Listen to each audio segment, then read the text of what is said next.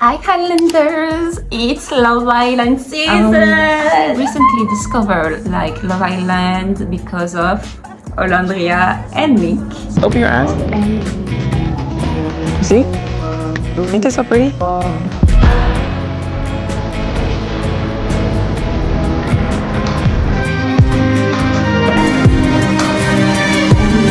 Anyone says anything, okay? Yes, I'm new to this, okay? And yes, I'm gonna base this video on that season. She's one of the most attractive women I've ever seen in my lifetime. I feel like that thing I really appreciate about you is like bringing out, I feel like a manlier side of me.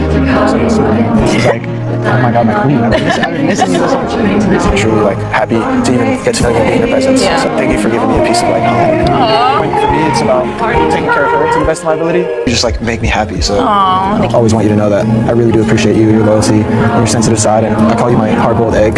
You're hard on the outside, but you're soft on the inside. So for me, love is something that is a seed, and like you keep watering it, and it grows and grows. For sure. I do have Start the new season, but I've seen TikToks and other things. Okay, so when I was watching the season 7 and some bits of season 8, I realized something. I would never survive on that island. Like, never. First of all, why do they eat? Every episode I see people kissing, arguing, like having fights, flirting, crying, developing friendships. But where is the food? Bro, do they ever make dinner? Like, my nigga, they never make dinner. No shrimp, no hamburgers, no burgers, no steak, no nothing. I need to eat. Are they gonna survive on breakfast, snacks, and good vibe, baby? I don't know. But yeah, speaking on kissing, you want me, okay? Mila, to kiss all of those people, like without knowing their hygiene. And Sorry, what? Why is it burning my mouth? hence, like, what if someone brushed their teeth like one time a week and think that's enough? What if they like ate like onions and garlic before that? What if they don't have like good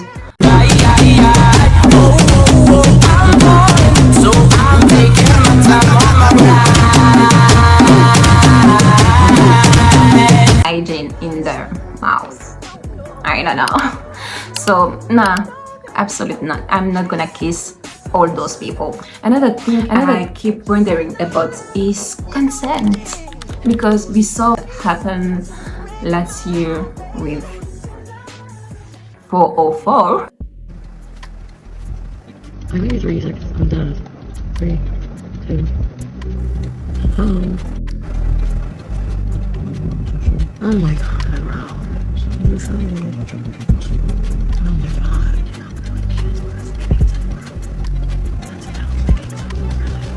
So that I've seen some things this year with Keda and Zach, I think that's his name. And so I'm just always asking myself, how does the consent work? If you consent to something during the challenge, do you consent for the rest of the day?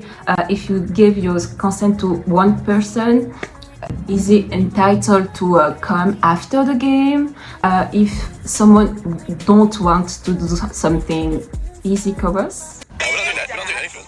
We are doing everything. Oh, fuck. Please don't dominate me in that. By the way, baby, I can't lie, I'm a bit nervous, to be honest with you.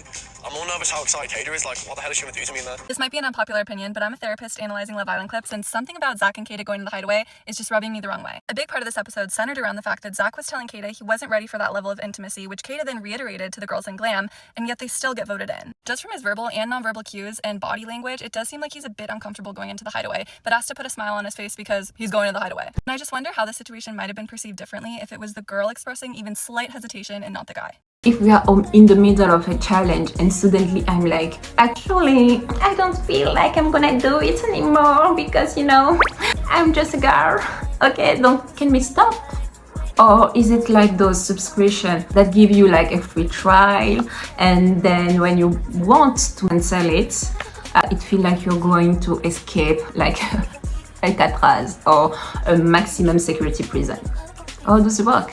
I don't know, because if someone says, "But you kissed me this afternoon, so I was thinking that it's okay to kiss you right now," I would be like, during the challenge is during the challenge. Like right now, it's a different song, different dance. Move on, okay? Also, maybe I'm the only one thinking like that, but I feel like to be an islander, like the OG or the bombshells, you have to be a little bit like polyamorous, like a little bit. I do love my poly friends, okay, but it's not my preference, and that's okay. I don't think I will thrive in those setting, okay? I feel like on Love Island you have to be okay with sharing the person you're interested in, at least for the 2 or 3 first week, okay?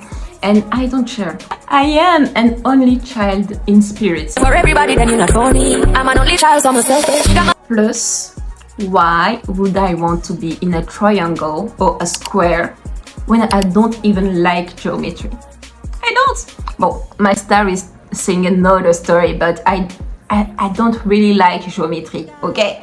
So why would I want to be in a triangle or in a square? And some challenge, oh la la, some challenge are just I can't, like, I can still smell the milk through the screen of the milk challenge.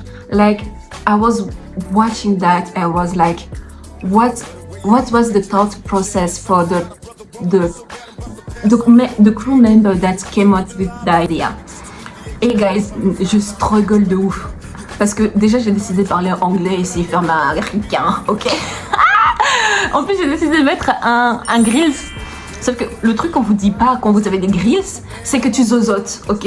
Le grills il prend de la place dans ta bouche et c'est peut-être les gens qui ont des appareils dentaires ou qui ont des invisible lines là, ils vont comprendre de quoi je parle. Mais quand t'as un truc dans ta bouche qui te gêne, c'est compliqué. Donc moi je suis là à essayer de faire ma ricaine, à parler anglais, etc. et tout. En plus c'est dans le sens, vous voyez la différence?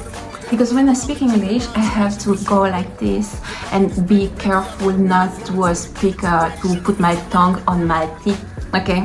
Sinon, j'arrive pas à parler. Bref. J'ai oublié ce que je disais. I think I was talking about the milk challenge. Jail. Jail for the member crew that came with that idea. If you know, you know. If you don't, God bless your soul. Another reason I could never do Love Island is sleep, okay? I love waking up rested, okay? I love to sleep late, that's not the problem, but I love to feel rested when I wake up. And I feel like people whispering, laughing, kissing, tickling, doing the devil tango, you know?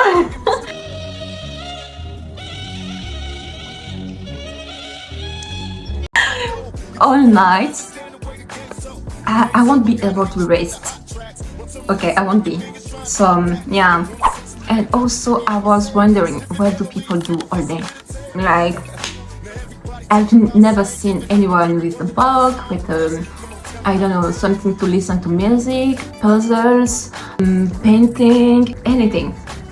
And that's scary because you have no privacy. Reality shows like Love Island will build their furniture on platforms so that there's no space at the bottom that the contestants can hide in to avoid being seen by the cameras. They also won't use any floor lamps in their sets because they could potentially block the view from the overhead cameras or from any of the other cameras that are hidden behind the mirrors. And the villas are designed to have an open concept layout for the same reason. Having tight hallways or small nooks in the villa would make capturing scenes at different angles a lot more difficult. Another thing that these shows prioritize is the contestants' immersion, so the cabinets in the villa have a front door and a back door so that it can be restocked by the crew without being seen by the contestants. The contestants also can't bring watches to the villa because because the routines are structured around the filming schedule, so having access to the real time will pull them out of it and break the immersion. But the rule also helps avoid any continuity errors because the editors can't stitch together scenes shot at different times to spin the narrative when there's a clock in the background. It would fully give it away. You know what else would give it away? Any signs of wear and tear on the furniture, so the seats in the villa are either fully stain resistant or fitted with cushions that can be easily removed and replaced. And those phones that they use, those are decoy phones that can only take pictures or receive text from the production team. Apart from that, all the functionality is removed, including the date and the time. You are in a room full of people for like 1 month, 2 months. I don't know le temps, combien de temps ça dure. And you have nothing to do except kissing each other. Not too much for me. And if you don't have anything to do, you'll just live with your thoughts. Sauf que don't leave me alone with my thoughts. Like, that's dangerous for me, for you, for everyone involved. Like, don't. But if I accidentally create an entire civilization out of boredom, okay, can we talk about privacy? Yeah.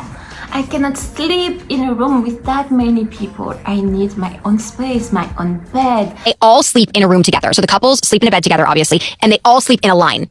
Like the beds are lined up and they all sleep next to each other. So I just like often think about like what that room smells like and how disgusting. Like inside like a hotel? Like not like a cabana No, outside. it's a house, but they share like one large bedroom and all the beds are next to each other. And they're just like having sex in there, making out in there, doing what, I mean, it's just like, it must feel and smell like hot air. Like just disgusting.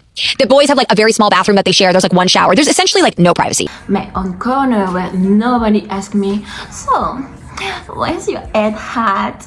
What are you feeling? My head is on my pillow. Leave me alone. The clothing? Rien. J'ai un script. C'est ça que j'essaie de lire parce que l'anglais ne vient pas. Enfin, l'anglais est là, mais quand il faut qu'il sorte de ma bouche, il n'est plus là. Du coup, j'écris mes pensées en anglais. Des professionnels, youtubeuse professionnelle. On voit rien. On voit rien. Mais ça fait aussi un peu de luminosité parce qu'il commence à faire un peu sombre. The clothing situation. I live in Brussels, okay? I'm not built for the bikini 24/7. I'm not. And after I saw the Aya Nakamura like a girl, tongue girl. You know, there was a girl that went in Aya Nakamura concert in Paris. She wore a tongue, metallic tongue, okay, and she was twerking, living her best life. She has to have. Vous voyez quand je note pas? Quand je note pas, c'est blablabla. She has to have an operation, chirurgie, because she broke. En gros, c'est pas vraiment broke. Elle a fêlé son coccyx. Putain, c'est beau en l'aigrilis, mais comment j'ai struggle pour parler. Donc après ça, en plus, genre, on a 3 sunny days par year, max 3, okay? And those 3 days we have like to beg for them. We have to cry, to throw up. And some who make it onto the Santa Nice list to have those 3 days. And most of the time it seems like we give up because it doesn't seem very effective. So yeah, I'm not built to be in a bikini. I'm built to be like in a muumuu, in a crop top, you know. But a bikini, having my nièche comme ça là sur le visage des gens, I don't know. And finally, mental health. Ce mot, comment c'est compliqué. Mental health. I am going to do it like mental health. Tu comprends ce que je veux dire, okay? And I think this is probably my biggest concern. Sometimes it feels to me like the production care more about like the drama, the views, the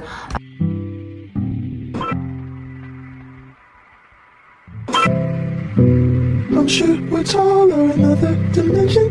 You say we're small and not worth the mention. You're tired of moving, your body's aching. What clip are going to be viral on TikTok? For the name it, you try to move too fast for everyone. I just have to say that many people could view this as a weakness, but to me personally, after everything I've been through in my life, I view it as a strength. So if you guys view it like that, then guess what? I'm just not your cup of tea to be drinking, so don't fucking drink. Like I'm a big, loving person, and you know, other people just view it as me being too much for them. But I'm not going whether someone is actually doing okay. And yeah, you know about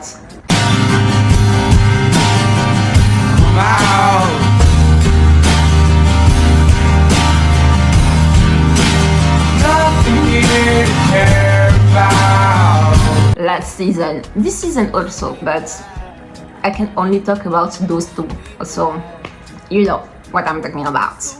And being in a stressful environment, constantly filmed, judged online, and dealing with relationships and friendships drama sound really exhausting, and you have no privacy, you have also not your support system, you don't have all the things you can use or you're habitué to use for coping. You don't have like, for example, me, I know that when I am going through something, sometimes I tend to just want to walk, okay? I have a specific street I like to walk, but in the island you can do that because you're like stuck on an island.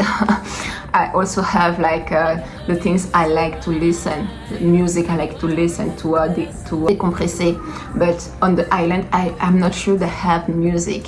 I also tried like to talk with my mom, my brothers, my friends, and on the island you can do all of those. I don't know if they have like a psychologist on call, maybe someone other than the crew member to speak to and with. I'm not sure, but yeah, I am concerned about that. Yeah, so that's all my reason why you will never see me on Love Island. I think it's really entertaining to watch because I've always been entertained by reality TV. J'ai regardé les Marseillais, Secret Story, Koh-Lanta, How to Handle, Is Blind, Off the Boat, On the Boat, je sais plus, le truc où ils jettent les gens par-dessus bord quand t'es limité.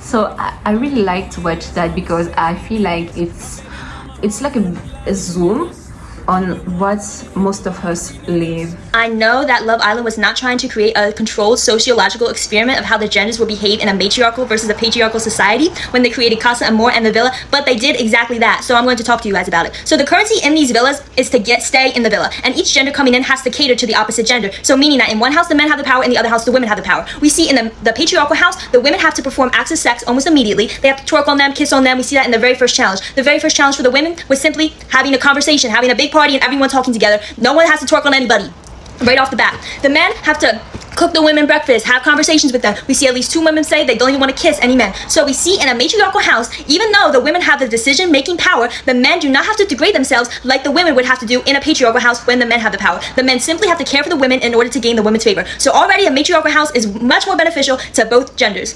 Then we also see when they celebrate after they win a challenge, what do the men do? The men huddle up, the women run over to celebrate with them, the men exclude them by huddling up and celebrating alone. What do the women do in their matriarchal house? They celebrate as a group, they celebrate as a community. They already have a sense of community, even though the women actually met the men after the men met these women.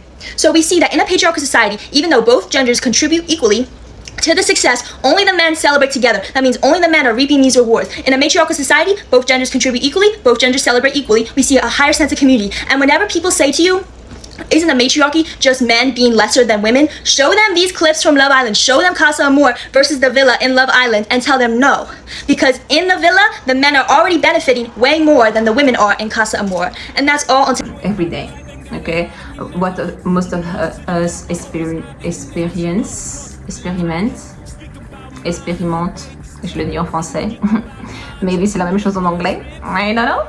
Experimente every day, so it's really entertaining to see other people going through that and maybe asking yourself, how would I play that if I was in their position? How would I react? Sometimes I also feel validated